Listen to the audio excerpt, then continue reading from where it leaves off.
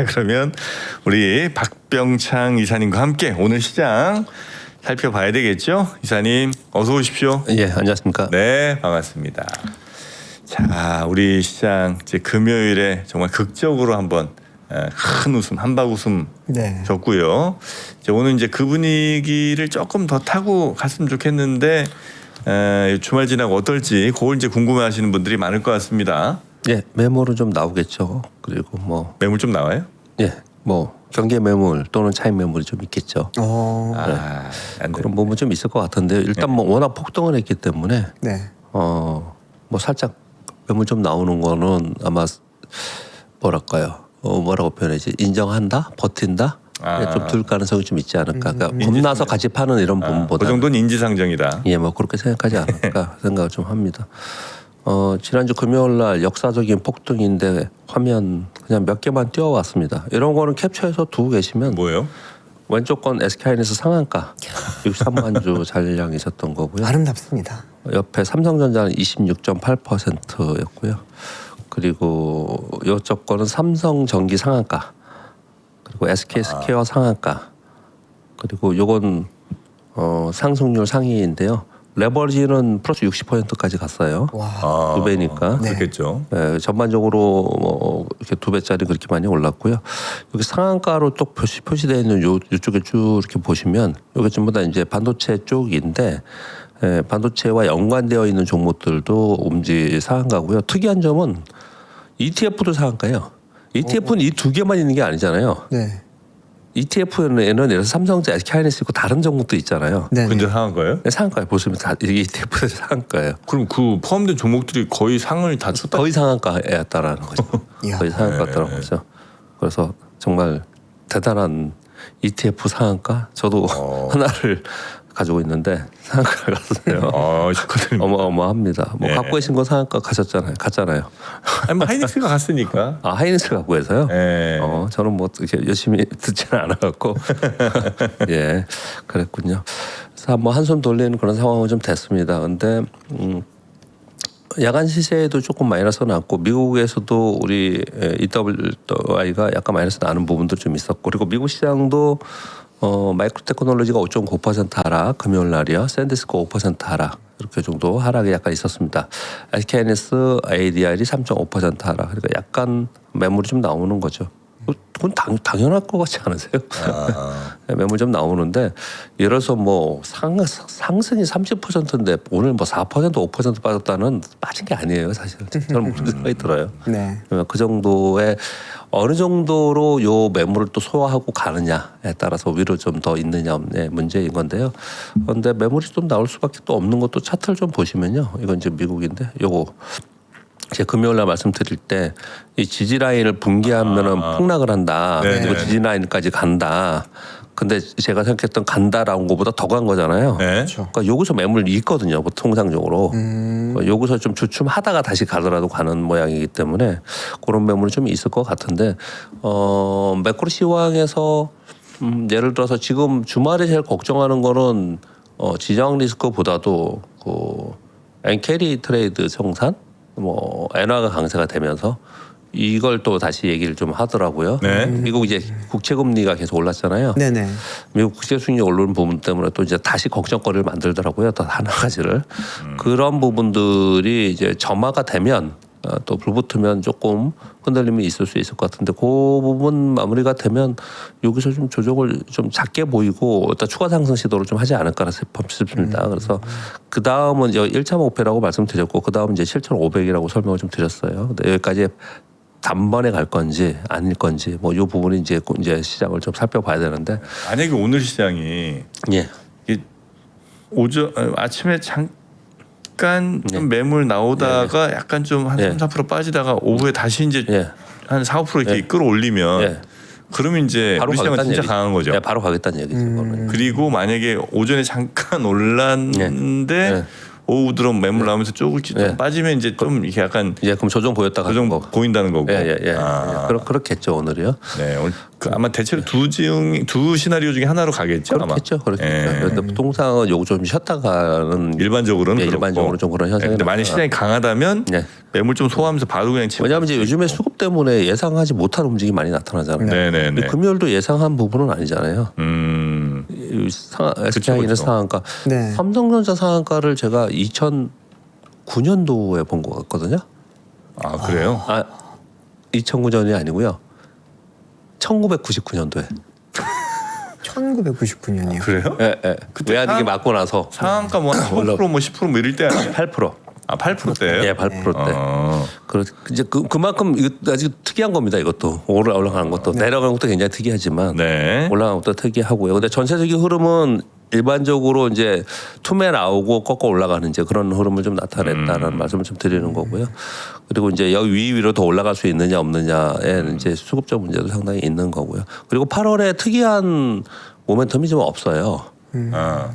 뉴스들이 이벤트들이 이렇게 크게 있지 않습니다. 그래서 수급 요인이 더 강하게 나타날 거라 이렇게 보여집니다. 줄줄 빠지는 시나리오는 왜 빼냐고 그러시는데 뭐 그럴 수도 있죠. 만약 오늘부터 계속 또 뭐 오늘 한 10% 또 빠지고 뭐 이럴 수도 있지만 10% 그 시나리오는 10%는 줄줄 빠지는 건 아니고 많이 빠지는 거고요.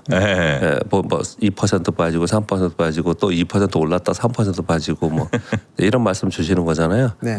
그렇게 길게 가면은 그러면 그건 뭐 좀 그리는 시나리오는 아니죠. 네네. 시간을 끌고 간다면 그렇게 정도 생각을 좀 해보셔도 될 것 같습니다. 지금 상황은 일단 여기서 하나 더 말씀드리고 싶은 거는 여기서 바로 7,500 가면은 어떡하냐. 여기서? 네. 만약에 여기서 이번 주에 그냥 7,500을 가버리면 7,500 뭐 이제 다음 목표는 7,500, 8,000 얘기를 대부분 전문가 얘기 많이 하잖아요.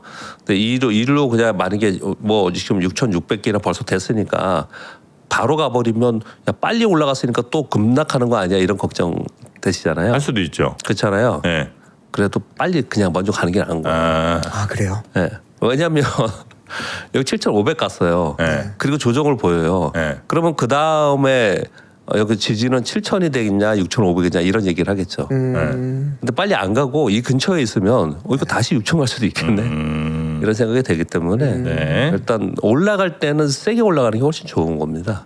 올라갈 때 안정적으로 올라가지 왜 이렇게 올라갔어 이렇게 얘기하는 분들이 있을 수 있는데 거기에 설명을 좀 드리는 겁니다. 역시 오늘 장은 지금 시작을 이제 했는데 넥스트장 지금 시작하면 한 2, 3% 정도? 네, 그 정도 지금 마이너스 나는 것 같네요. 마이너스로 좀 보이네요. 삼성전자가 2.6, SK는 3.2, 3.3 이 정도이고요. 대부분의 종목이 다 많이 급등했기 때문에 한 2에서 3% 정도인 것 같고요. 개별적으로 이슈가 있으면 개별 종목들은 따로 좀 움직일 수 있겠죠.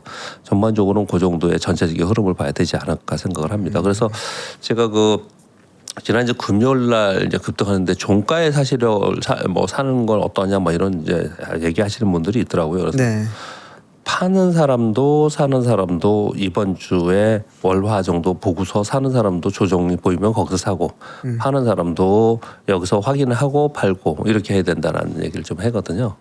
그렇게 제가 전해드렸는데 지금은 딱 그런 상황이 되지 않을까 이번 주 월화는요. 그렇게 생각을 좀 합니다. 만약에 오늘 2, 3%를 이렇게 마이너스 시작하잖아요. 저는 그럼 무조건 양전 내지 강보와 미상은 간다. 탄력이 있으니까. 저는 그렇게 올라갈 때는 상승할 때는 상승 탄력이 있고 내려올 때는 하락 탄력이 있는데요. 그런데 이제 그래서 또 아침에 마이너스 나면 아침에 사려는 사람이 있을 수 있어요. 어제 이제 금요일 워낙 강했기 때문에 아침에 사서 뭐 단기 거래를 하던 어떻든 그런 사람이 좀 있을 수 있는 거죠. 지금은 그런 지금 심리가 많이 작용을 하는 것 같은데 여하튼 간에 오늘 하루를 설명을 좀 드리고 있는데요. 굉장히 다행스러웠죠. 지난주 금요일 날. 그 7월의 마지막 일이었고요.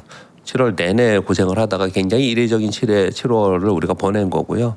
그럼 마지막에 좀 반등을 좀 해서 한 가지 확실한 거는 저점은 확인했다. 확인했다. 뭐 내년 얘기하는 게 아니고요. 뭐 내년에 저점 깨면 어떡하냐, 뭐 연말에 깨면 어떡하냐.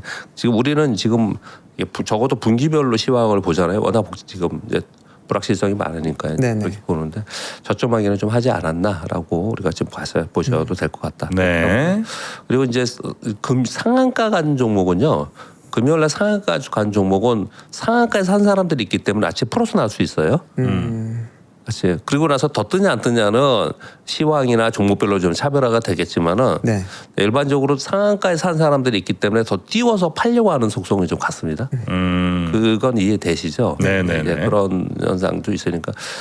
지금 제가 말씀드린 이런 내용들이 가만히 보면 사람들이 어떻게 하려고 한다는 심리와 행위예요, 행위. 행위에 따라서 이런 움직임이 좀 나타나는 거거든요. 근데 금요일 날의 움직임도 그런 건데, 근데 이게 온전히 사람들의 심리만 가지고 금요일 날 그렇게 올랐냐는 또 그렇지는 않아요. 근데 네. 금요일 날 보시면요, 외국인들이 8조 5천억을 샀습니다. 엄청 많이 샀어요. 예. 그 개인들이 9조 6천억을 팔았어요. 거의 10조 원 정도 팔았거든요. 네. 개인들은 팔고 싶겠죠.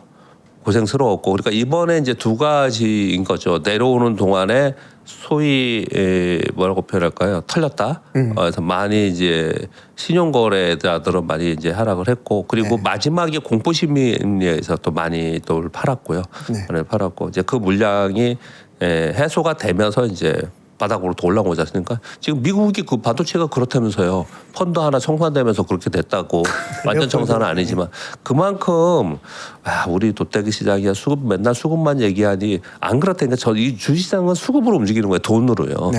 돈으로 움직인다는 걸 정말 자주 말씀을 드리고 있는데 우리 시장이 딱 그런 모습을 나타냈는데 이게 그냥 단순히 거래도 없이 외국인 기관의 거래 없이 그냥 탄력 있게 탁 올라왔다 그러면 이거 다시 좀 빠지겠네 생각했는데 외국인들이 8조 5천억을 샀어요. 네.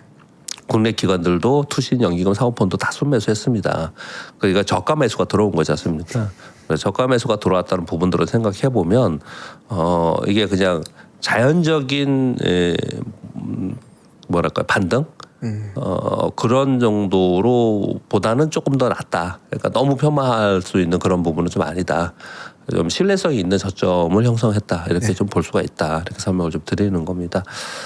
자, 지금 먼저 우리 시장 얘기를 잠깐 했는데 미국 얘기 잠깐만 하겠습니다.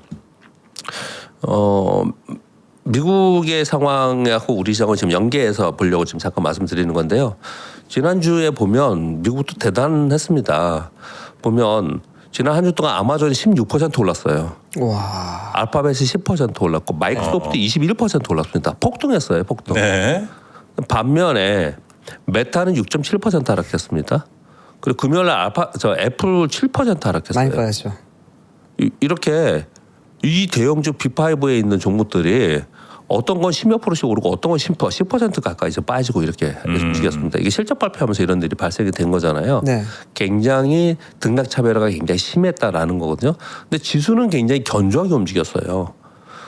보시면 주간 지수 S&P 500이 1% 올랐고요. 지난주 금요일도 0.7% 상승으로 견조하게 마감했거든요. 애플이 7% 폭락했는데 플러스 0.7이에요. 반도체도 빠졌는데 플러스 0.7. 아마존이 플러스 15% 올랐습니다. 알파벳이 6% 올랐고. 네. 그러니까 미국은 이 빅테크들이 우리나라처럼 삼성전자, SK하이닉스 빠지면 다 빠지는 그런 게 아니고 한쪽이 폭락하면 한쪽이 또 급등하고 그래서 이런 모습을 계속 보여주고 있는 부분이 한 가지가 있었고요. 네. 또 하나의 특징은 아마존, 알파벳, 마이크로소프트의 특징이 뭐냐면 B2C로 클라우드 서비스를 할 수 있는 데들이에요. 얘네들은. 그러니까 AI의 비용을 자본 지출을 해서 수익과 네. 연결시킬 수 있는 쪽들, 그렇죠. 이런 쪽들은 굉장히 강했습니다. 상대적으로 굉장히 강했고요. 지금 소위 그 하드웨어 구축으로 인해서 돈이 많이 들어가거나 그것을 정확하게 보여주지 못한 데들이 하락한 겁니다. 네. 네, 그런 차이점이 좀 있다라고 보시면 좀 될 것 네. 같아요.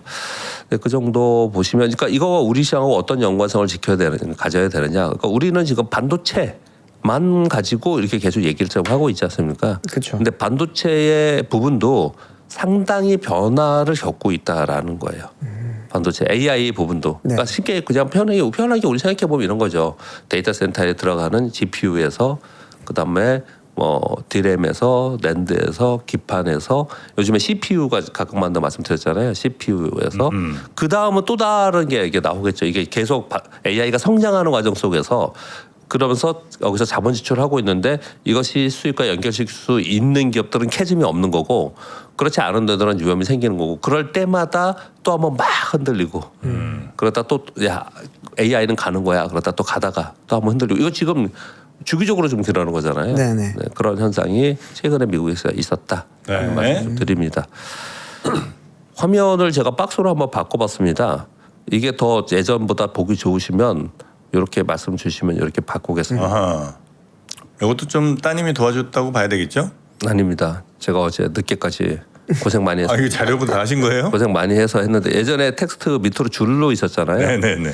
그래서 이제 뭐랄까 예전의 방식이잖아요. 네. 그래서 조금 바꿨는데 오늘 좀 몇 가지 바꿔봤습니다. 여러분들이 더 좋다고 하면 아니면 제 눈에 좀 복잡할 수 있거든요. 하면 이렇게 바꿔서 근데 시간은 좀 더 많이 들어요. 저는요. 네네. 더 저는 뭐 말씀 보기 좋은 것 같고 드리겠습니다. 우리 시청자분들도 좋은 것 같은데. 딱딱 네, 구분돼서 일단 끝까지 한번 보겠습니다. 네네. 예. 그래서 S&P 500 주봉이에요. 아래 꼬리 달고 양봉을 만들어서 일단 시황은 위쪽으로 계속 바라보고 있다라고 보시면 될 것 같습니다. 네. 이제 우리나라 아까 제가 설명을 드렸고요. 어째 우리나라 보시면 얼마나 변동성을 많이 줬냐면 삼성전자가 저가 마이너스 24%였어요. 아하. 종가가 플러스 5%니까 엄청나게 줬는데 자, 흐름만 요건 짚고 넘어가겠습니다. 어떤 거냐면 지난주에 수요일 날 폭락했죠. 네. 그리고 금요일 날 상승하다가 빠졌어요. 그리고 밑으로 빠졌다가 또 다시 올라와서 아래 꼬리 윗꼬리가 있는 금요일 모양을 좀 나타냈어요. 목요일 날 특히 목요일 날 그런 모습을 나타냈거든요. 예. 그러니까 수요일 날 폭락했다가 아래 꼬리 주고 다음 날 변동성 주고 그 다음 날 올랐잖아요. 이게 전형이라는 거예요. 그래서 제가 설명을 드리는 거예요. 종목도 똑같습니다, 여러분. 종목도 똑같이 이런 전형으로 좀 움직여요. 그래서 이런 걸 좀 이번에 확실하게 공부를 좀 해두는 게 중요하다 이렇게 설명을 좀 드리겠습니다. 글씨체 폰트가 뭐냐는 질문이 제일 많습니다. 글씨체가 너무 예쁘다는데요. 이거 그냥 한 컴에 있는 겁니다. 이거. 한 컴에. 동글동글. 뭔지는 잘 모르시고. 기억이 잘 뭐였더라? 알겠습니다. 뭐 예. 네. 그래서 옛날에 오이 무슨 채도 있고 뭐 그랬잖아요. 여러 가지 무슨 가지채 뭐 이런 거 예. 귀여운 거 많았는데. 그리고 자 이번 주에는 이제 우리나라 위주로 해서 우리나라 건 더 많이 써갖고 네네. 미국은 잠깐 써왔는데요. 미국은 지금 걱정하는 부분이 이제 국채 수익이 올라가는 걸 가지고 이제 화두가 됐습니다. 네. 그래서 아마 이번 주 내내 이걸 지금 얘기할 거예요. 그래서 8월에 특별한 뉴스가 없어서 이벤트가 없어서 그 얘기를 계속 하지 않을까 이렇게 생각하고요. 반도체 쇼포지션 청산으로 급등 폭등했다가 또 조정 보이고 막 이러잖아요. 또 종목별로 막 차별화가 생기잖아요. 여전히 섹터별 종목별로 순환이 계속 되는 상황인 거고 시가총액 상위 종목들은 실적 발표 거의 끝났습니다. 그래서 개별 종목으로 움직이는 장이 됩니다. 보통 통상적으로 그래요. 우리나라는 어떻게 움직이냐면요. 7월 달에 이제 주요 종목 실적 발표하잖아요. 그럼 이제 8월에 옛날에는 어떻게 움직였었냐면 지금은 워낙 코스닥이 안 좋아서 지금도 그렇다고 얘기해 드리기가 좀 어렵긴 하지만 8월엔 그래서 코스닥이 좋은 장이었어요. 예전에는. 네. 왜냐면 8월에 코스닥 기업들이 발표하기 때문에 그랬거든요. 근데 이제 시장이 좀 안정화되면 실적이 좋은 종목들이 좀 반영을 하니까 이제 그런 부분들을 개별 종목으로 움직일 가능성이 있다. 우리 시장 보시면 될 것 같고요. 그리고 지난주 금요일 날 급등하고 전체적인 지난주의 흐름을 보면요. 외국인들이 대량 매수했잖아요. 네. 이거는 이렇게 우리가 해석해 볼 수가 있겠죠. 이미 대량 차익 매도를 했어요. 보유 잔고가 소진되어 있는 상황이잖아요.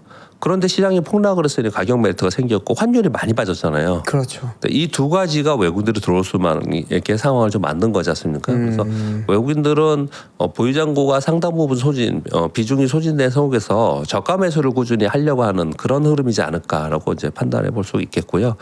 국내 기관들은 좀 솔직히 잘 모르겠는데. 일단 리밸런싱을 하면서 잔고가 별로 없었고요. 그리고 국내 기관 중에 소위 그 액티브형 ETF나 액티브형 펀드들 있잖아요. 네. 얘네들은 롱텀으로 거래를 안 했어요 그 동안에요. 그냥 사고 팔고만 했습니다. 얘네들 그냥 그러다가 요번에 급락하니까 들어왔다는 얘기는 아마도 체리피킹이 있었을 것 같아요. 그래서 이들이 올라올 때 바로 파는지를 좀 체크하는 게 중요한 것 같아요. 특히 사모펀드나 투신 같은 경우에 네. 반등을 하는 과정 속에서 만약에 더 사준다 이러면 베스트고 네. 베스트고 근데 뭐 사고 팔고를 아침에 눈치 보고 있다가 극도로 눈치 봐요. 가만히 보면 속을 보면은 제가 아침에도 보고 오전에 보고 또 오후에 보고 이렇게 보면서 우리 구독 서비스에 댓글 우리 콜 주고 이렇게 드리거든요. 근데 네. 보면 네. 굉장히 눈치 봐요. 그 흐름을 쭉 보는데 그러다가 방향 잡히면 그 방향으로 막 쫓아가는 그런 거래를 많이 하더라고요. 근데 지금 밑에서 샀단 말이에요. 네.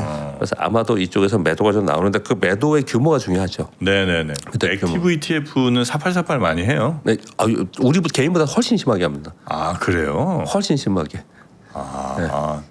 난 그래도 ETF니까 뭐 액티브라고 해도 그냥 네. 적당히 뭐 네. 좀 좋은 종목 골랐다 이게 좀 아니다 싶으면 종목에서 제외하고 또 새로운 종목 찾아서 그냥 넣고 뭐 이 정도 느낌인 줄 알았더니 네. 이거 굉장히 뭐 데이 트레이딩 같은 것도 하는군요.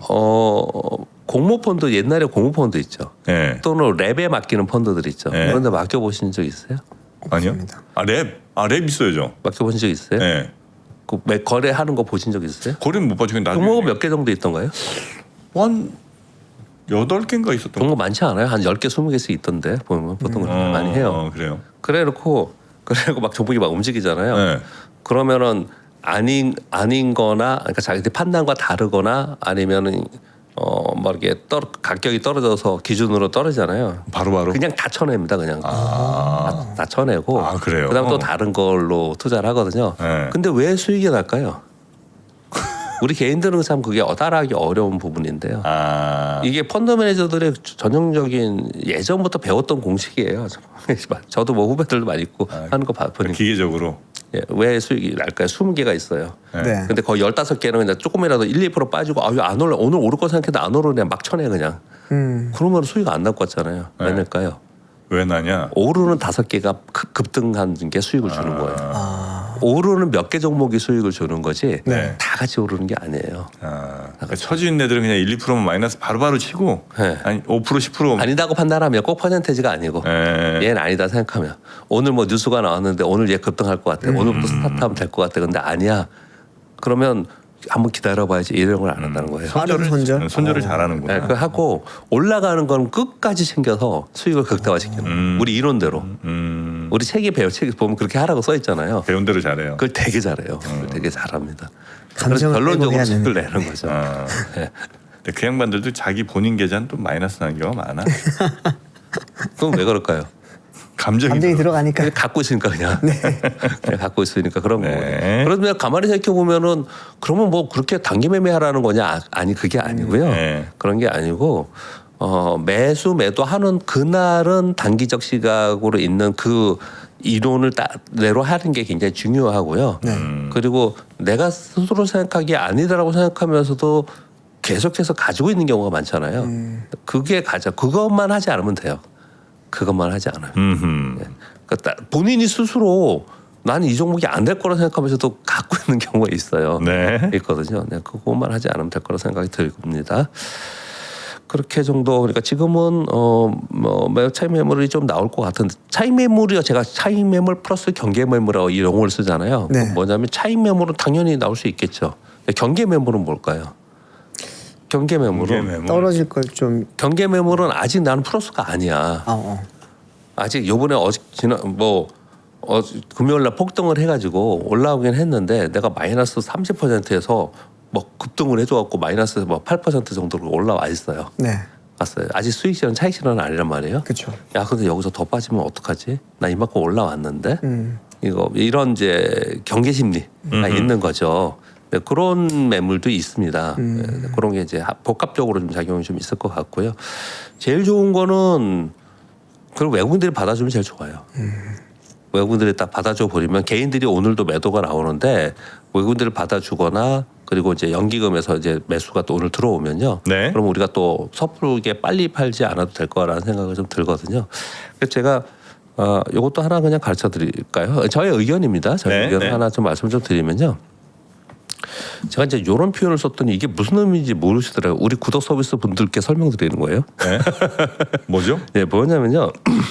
종목들을 보면서 아무 종목이나 그냥 뭐 지금 말씀하시는 거 질문하시는 거 아무나 해도 되는데 이건 뭔가 이거 테스트가 띄워져 있네. 테스트가 띄워져 있는데요. 이게 보면요. 이들이 급락했던 거는 요 14만 원 요걸 깨면서 급락했잖아요. 네. 일단 모든 종목은 목표가 여기예요. 개별 종목들도 어떤 거는 이거보다 더 위로 가는 애가 있고 어떤 거는 여기 못 가는 애들이 있어요. 떨어졌다가 지금 이만큼 떨어졌잖아요. 네. 요거 여기 떨어지면서 폭락했잖아요. 지수가 그렇게 폭락했잖아요. 네. 그리고 지수는 여기까지 왔잖아요. 네, 네. 근데 지수는 요만큼인데 어떤 애들은 더 많이 가는 애가 있고 지수보다 더 가는 네, 어떤 애는 지수가 못 가는 애가 있어요. 네. 네. 근데 지수보다 못 갔으니까 나중에 가겠지 이거 안 돼요.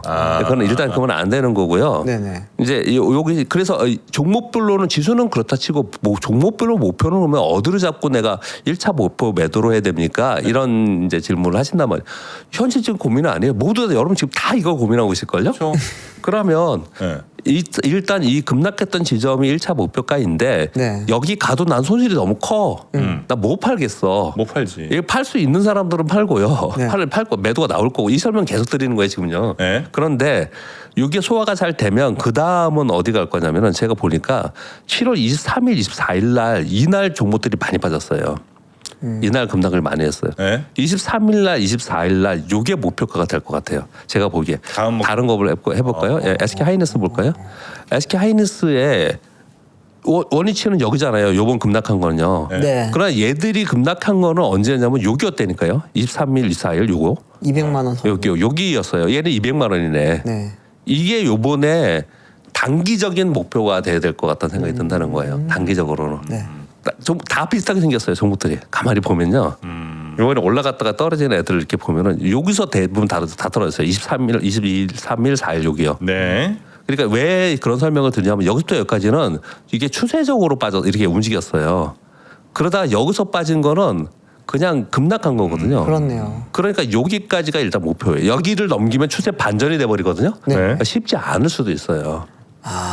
그래서 제가 23, 24일 가격을 갖고 계신 거에 거기를 목표로 삼아야 된다라고 설명을 좀 드리고 있는 거고, 그리고 이제 종목별로 이거 SK 하이닉스는 당연히 지수하고 같이 움직이니까 이 급락했던 원위치 여기까지 와 있잖아요 지금. 네.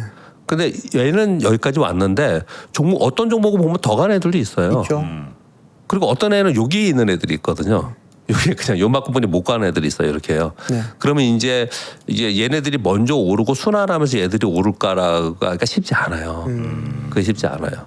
그래서 이제 사전에 어떤 종목을 교체해 놓는 게 굉장히 중요한데 이미 이제 벌어지는 일은 후회할 필요 없고 주식 투자는 후회해도 필요 없는 거니까 네. 이제 여기 상황에서 내 종목이 어디까지 가는가를 체크를 하면서 그래서 또 그 다음을 준비해야 되는 거죠. 그렇게 부연 설명을 좀 드리겠습니다. 네. 뉴스 몇 가지만 하겠습니다. 네. 제가 예전에 뉴스를 제가 이렇게 몇 줄 이렇게 적어왔잖아요. 네. 그러니까 뉴스를 제가 읽고 거기에 주요 키워드나 정리를 해서 그렇게 해서 그거를 쭉 그래서 뉴스를 막 10개도 가져오고 20개도 가져오고 그랬잖아요. 네. 이제 그러다 보니까 시간이 모자랄 경우도 있고 어떤 걸 하고 뭐 그렇게 가져왔는데 그걸 이렇게 바꿨어요. 뉴스를 한 페이지로 그냥. 좋습니다. 이렇게 한번 바꿔봤거든요. 말씀드리지만 저는 시간이 좀 더 걸리는데 이게 더 보기 좋으시면 이렇게 하겠습니다. 그래서 뉴스를 많이는 못할 것 같아요. 이렇게 하면요. 많이는 못할 것 같은데 하나를 제대로 아는 게 더 좋죠. 이제 구체적인 이제 이 뉴스들 있잖아요. 그거를 이제 캡처도 하고 해서 네. 해서 그 뉴스 위주로 좀 설명을 좀 많이 드리는 걸로 그렇게 하겠습니다. 네. 국채 수익률 이게 제일 걱정할 거예요 지금요. 지난주 금요일 기준인데 오늘 아침에 다행히 좀 떨어집니다. 오늘 왜냐면 유가 지금 떨어지고 있어요. 네. 그러면서 이거 국채 수익률이 살짝 떨어지고 있어서 다행스럽습니다. 이거 엄청 이게 계속 올라오면 걱정스러울 텐데 일단 국채 수익률이 올라가는 이유에 대해서 설명을 좀 하고 있는데 여기에 걱정거리가 하나가 포함되어 있어요. 하나는 뭐냐면 이 계속 올라가는 사실은 우리가 알고 있었고요. 30년물이 계속 올라간다. 2008년도 이후에 지금 최고 수준으로 올라간다. 이 얘기를 계속 하고 있었지 않습니까? 네. 이거는 연준 정책 경로의 불확실성 플러스 연준 위원들이 금리 인상 해야 된다. 이 얘기를 계속 하고 있는 거예요. 근데 이번에 동결했지 않습니까? 네. 시장이 얼마나 웃기는지 아세요? 정프로는 이번에 동결해서 더 이렇게 됐다는 거예요. 금리를 동결해서 더 불안해서 올라간다는 거예요. 불확실성이 남아 있다 보니까. 그러니까 인상을 했으면 저렇게 안 올라갔는데 네. 동결해서 저렇게 올라갔다. 왜? 시장이 그렇게 해석해요 지금은요. 그래요? 그래서 지금은 인상해야 된다는 쪽으로 시장이 막 얘기를 하고 있어요 지금. 인상해야 된다. 시장이? 네. 시장 평가애들 뉴스 보세요. 뉴스 보시면 금리 인상을 안정적으로 선제적으로 보험성으로 이럴 때 조금 어차피 시중금리는 올라갔지 않았냐. 네. 이럴 때 25p 정도 금리 인상한다고 얘네 크게 문제 없을 거다. 네. 시장에 그런 안정감을 줘야지 오히려 금리 인상 안 해서 불안하다. 이렇게 지금 해석을 하거든요. 네. 그렇게 해석을 해요. 네. 근데 아무튼 이 얘기를 들으면서 그 설명을 좀 드리는 거고요. 금리 인상에 대한 얘기들이 계속 있는 상황에서 이게 더 이제 중요한 거죠. 왜 국채가 이렇게 올랐냐, 국채 수익률이. 중국은 원래 미국의 국채를 계속 팔고 있었습니다, 장기채를. 네. 이번에 일본이 엔화가 급격하게 약세가 되면서 그 돈을 일본 BOJ가 엔화 시장에 개입을 엔화를 사야 될 거 아니에요. 네. 그럼 그 재원을 마련하기 위해서 미국 국채를 실제로 판 것 같아요. 매도 우려라고 했지만 실제로 판 것 같습니다. 이 보도들을 보면. 그러다 보니까 미국에서는 걱정스러운 거예요. 미국은 어떤 걱정이에요? 이거 엔화가 계속 약세돼가지고 BOJ에서 지금 엔화 약세를 방어하기 위해서 미국 국채 계속 팔고 네. 그러면서 만약에 여기 개입을 하면은 미국 국채 계속 파는 거잖아요. 그렇죠. 그럼 미국 국채 수익률이 계속 올라가잖아요. 네. 그래서 나섰습니다. 미국이 나서서 이것도 되게 독특합니다. 베스턴 장관 이거 굉장히 흥미로웠죠. 메모에 이거 여러분 보셨죠? 메모에 해야 할 일 그래놓고 엔화 매수. 몇십억 불 매수 막 이렇게 써놨단 말이에요. 이런 사람들이 이걸 언론에 노출했어요. 왜요? 야 엔화 숏 플레이어들 우리가 이거 나서니까 너네 조심해라라는 거 아니겠어요? 근데 실제로 미국 연준에서 네. 유로화를 팔고 엔화를 매수하는 행위를 했다고 합니다. 그래서 엔화가 많이 떨어졌죠. 네. 164까지 올라갔다가 157까지 지금 떨어졌어요. 많이 지금 떨어진 상황이거든요. 근데 이게 왜 걱정을 할까요? 이게 미국이 여기 나서준다. 그래서 그러면 그거 가지고 왜? 그러면 엔화 강세가 되면은 엔화 강세되고 또 엔화 강세를 만들기 위해서 일본 BOJ는 금리 인상을 하려고 할 거 아니에요. 그렇죠. 근데 이거 왜 그러면 이게 장기적으로 걱정이나 아니면 이번에 심지어 어떤 데 보니까 이번 주 초에 이거 굉장히 큰 걱정이라고 하는 쪽이 있더라고요. 이거 왜 그러냐면 네. 이게 지금 엔화 강세가 되고 금리가 오르잖아요. 그럼 이제 엔캐리 트레이드가 청산되지 않을까라는 얘기를 또 이제 얘기를 하기 시작을 했어요. 좀 네. 지켜보자고요. 근데 지금 여태까지의 시장의 논리는 뭐냐면 이건 사전적으로 우리가 이렇게 될 거라고 생각하고 있었지 않냐. 그런데 이걸 텐트럼이 일어나. 그러니까 우린 자연적인 거는 걱정 안 해요. 텐트럼이 일어날까 봐 걱정하는 거거든요. 네. 근데 이 부분이 시장에서 지금 부각이 좀 되고 있는 부분이 있고요. 그리고 중동 지역 리스크 이것도 뭐 여러 가지 뉴스가 많았으니까 이건 좀 짧게 말씀드리면 이거 트럼프 대통령의 SNS고요. 전 세계의 미래와 번영하는 이란의 존속을 위해서 신속 합의 조건에 공격 취소를 결정했다. 이게 마지막에 나온 거예요. 다행스럽죠. 그래도 아무튼 공격 취소했다라고 이제 트럼프 대통령이 올린 거고요. 오늘 아침에 지금 나온 뉴스는 아까 정프로님 전해주시는 것 같던데 오늘 월요일부터 협상을 다시 시작하고 그동안에 네. 호르무즈 60일 개방 논의를 지금 한다. 이런 얘기를 지금 하고 있습니다. 그리고 오펙 증산이 있었고 그래서 유가가 지금 떨어지고 있습니다. 우리 시장이 긍정적인 거죠. 네. 반도체 섹터에 대해서는 그냥 중요한 것만 몇 가지 요건 읽고 넘어가겠습니다. 반도체 섹터에서 대부분 잘 아시니까요. 이제 수급적 요인이 있었다라는 거 하고요. 특히 삼전닉스 단일 종목 레버리지 또는 인버스 상품에 대해서 금융당국의 보완 대책이 시행된 것도 일부 긍정적으로 요인이 됐다는 거예요. 그냥 말만 그렇게가 아니고요. 네. 예탁금 3천만 원이 첫날 지난 7월 31일 날 우리 금요일 날 있잖아요. 네. 단일 레버리지 거래 대금이 4분의 1 토막냈다고 해요. 어우. 진짜 많이 줄었다고 합니다. 그래서 실제로 이렇게 많이 줄면서 어느 정도 이제 시장에 안정감을 줬다. 요 얘기를 좀 하고 있는 거고요. 요 또 하나는 삼성전자 SK하이닉스의 그 장기 공급 계약 있잖아요. 이번 삼성전자가 실적 발표하면서 컨퍼런스 콜에서 장기 공급 계약에 대한 구체적인 내용을 좀 전해줬어요. 요게 굉장히 긍정적으로 시장에서 인정하는 것 같더라고요. 네네. 한 60-70% 정도이고 SK하이닉스는 공개하지 않았어요. 맞습니다. 마이크론은 한 50% 정도라고 해요. 그리고 삼성전자는 5년 갱신. 마이크론은 3년 자동연자 5년, SK는 5년이다라고 얘기하고 있고요. 이 계약 물량의 4분의 1에 해당하는 선수금을 확보한 상태다라는 보도가 좀 있습니다. 요런 노수가 좀 몇 가지가 있었고요. 그리고 캐파의 약 60에서 70% 장기계약으로 묶이면 스팟 물량이 급감해서 나머지 스팟 물량들은 오히려 가격 변동성이 커지지 않을까. 요런 얘기 지금 나오고 있는 상황입니다. 그래서 삼성 쪽에서는 컨퍼런스 콜에서는 수급 불균형이 2028년까지 지적될 거다. 그러니까 흔히 우리 맨날 하는 얘기 제가 빼겠습니다. 노무라 증권이 지난 주말에 보고서가 하나 나왔어요. 요 뒤에 하고 연결해서 말씀드릴 건데요.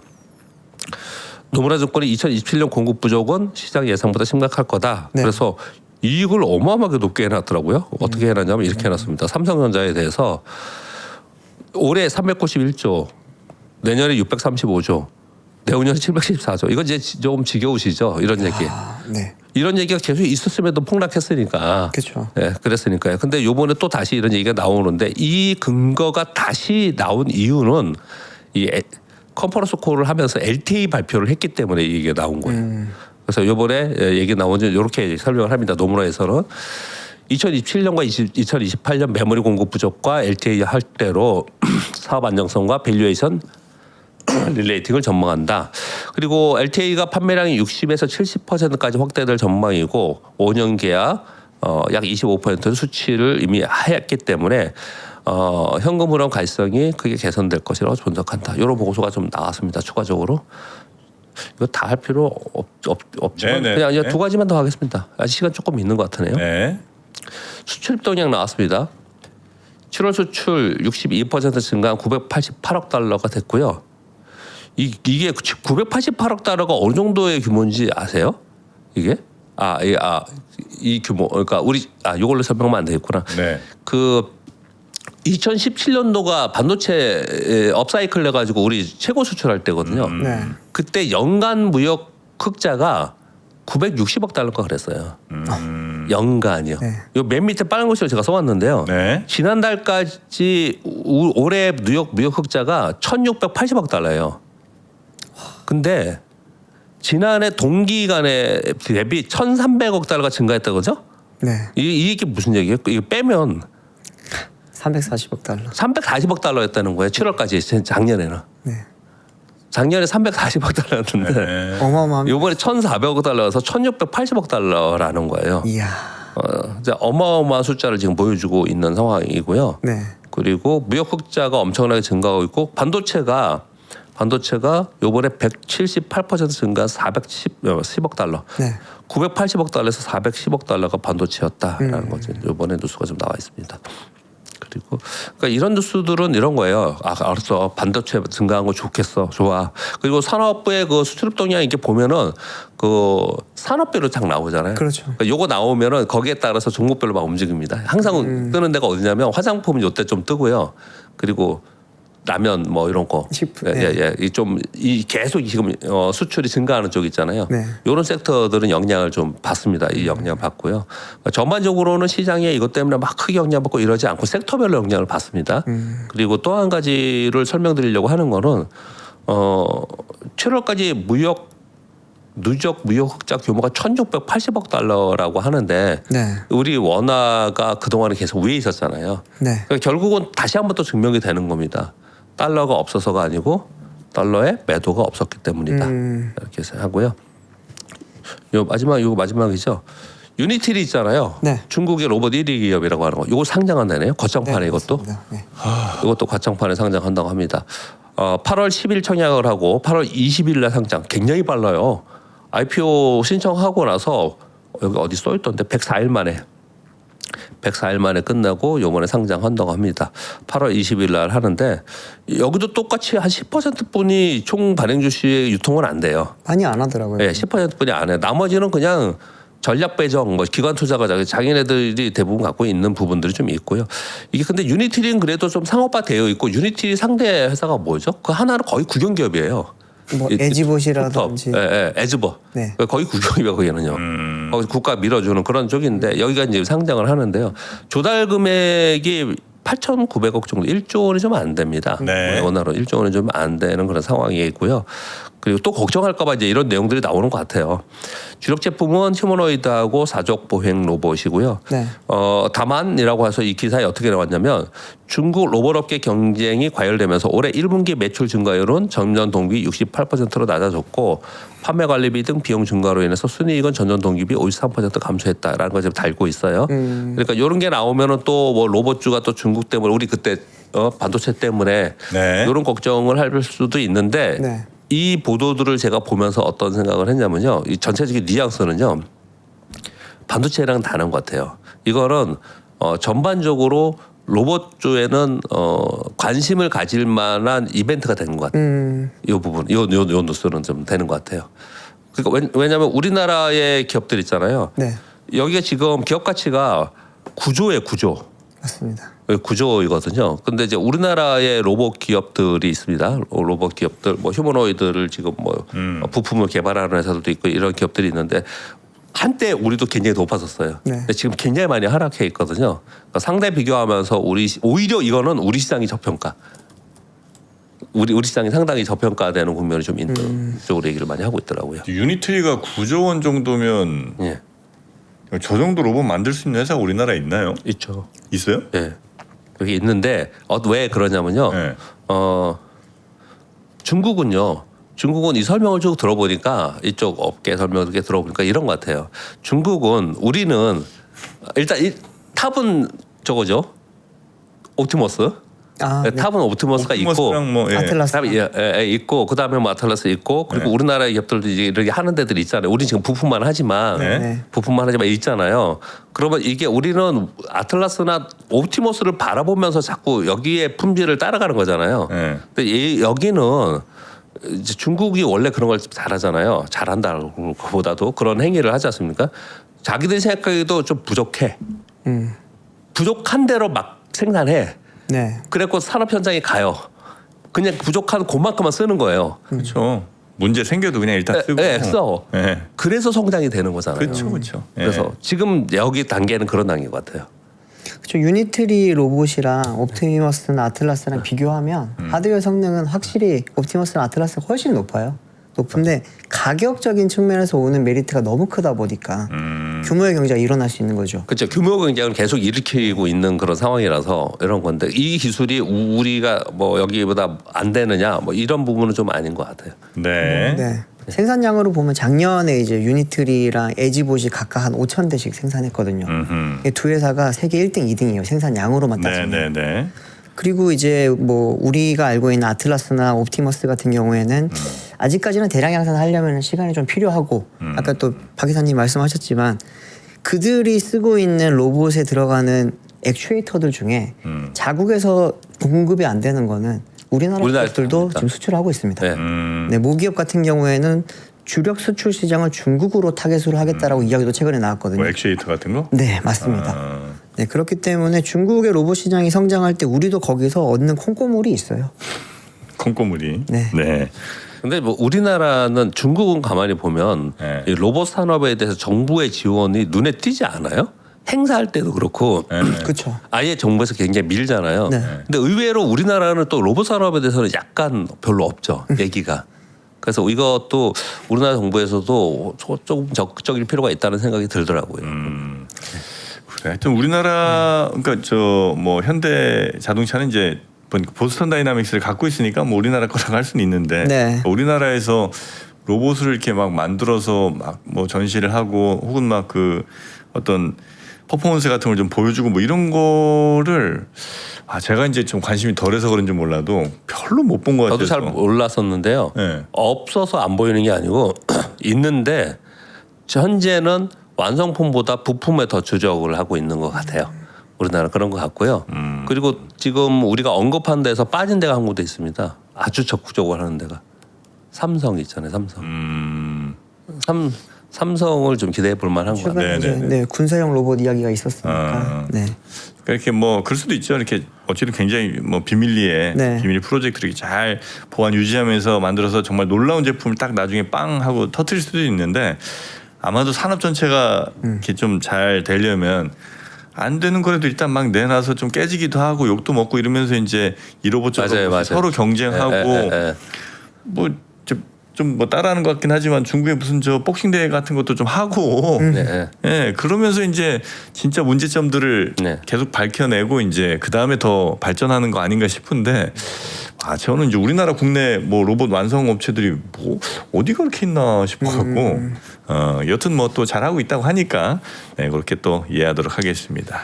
네, 지금 NST 잠깐 보니까요. 네. 아까하고 크게 변화는 없습니다. 일단 삼성전자, SK하이닉스가 한 4% 하락으로 돼 있는데 얘들은 뭐 상한가 같잖아요. 네. 나머지는 1% 정도예요.